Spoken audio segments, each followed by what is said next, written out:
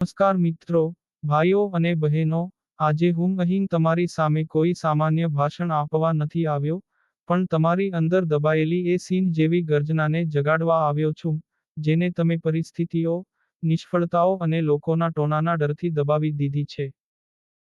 તમારી અંદર એક એવો અગ્નિ છે જે આખી દુનિયાને બદલી શકે છે, પણ તમે માત્ર એક નાની ચિંગારી બનીને જીવી રહ્યા છો.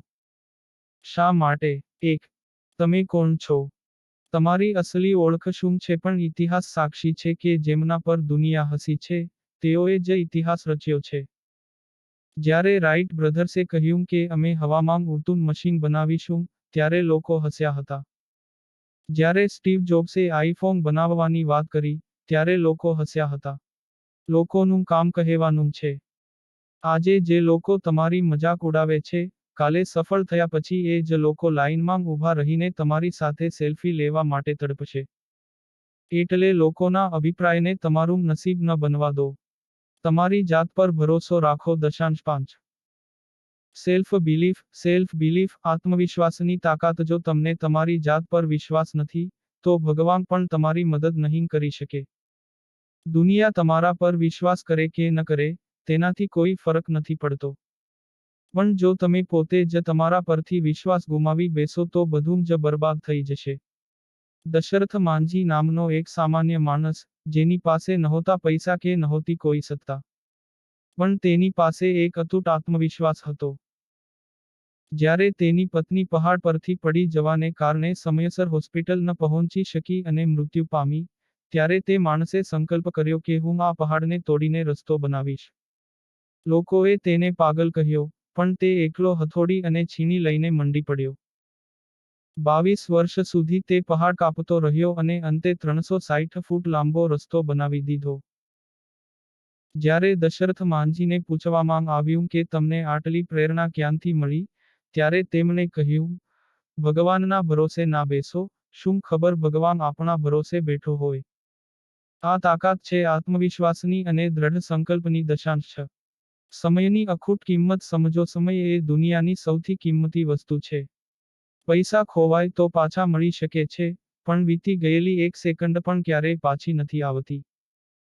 આજે આપણી પાસે ઘણો સમય વેડફાઈ રહ્યો છે, રીલ્સ જોવામાં, ગેમ્સ રમવામાં, ફાલતુ વાતો કરવામાં.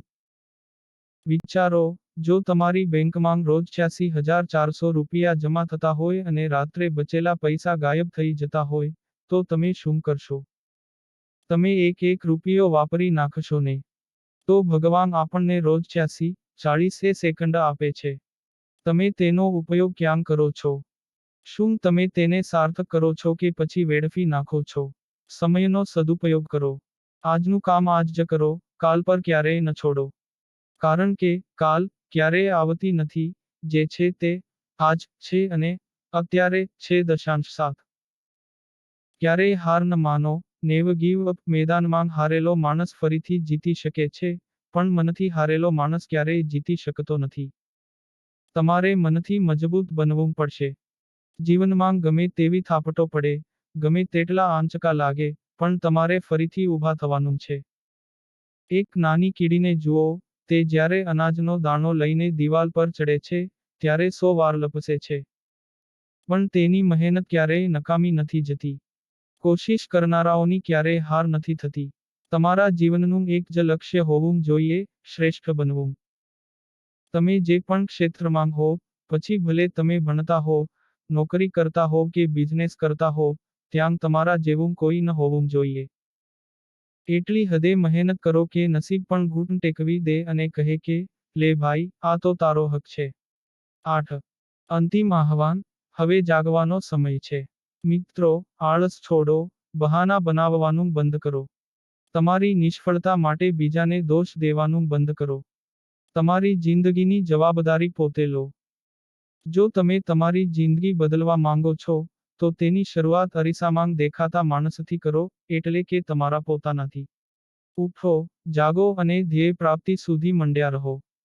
સ્વામી વિવેકાનંદના આ શબ્દોને માત્ર સાંભળો નહીં, તેને તમારા જીવનમાં ઉતારો. આજે જ પ્રતિજ્ઞા લો કે હું ત્યાં સુધી નહીં અટકું જ્યાં સુધી હું મારા સપનાઓને હકીકતમાં ન બદલી નાખું. તમારી અંદર અનંત શક્તિઓ છે. તમે વિજેતા બનવા માટે જ જન્મ્યા છો. જાઓ અને દુનિયાને બતાવી દો કે તમે શું છો. ખૂબ ખૂબ ધન્યવાદ. ભારત માતા કી જય. જય હિન્દ.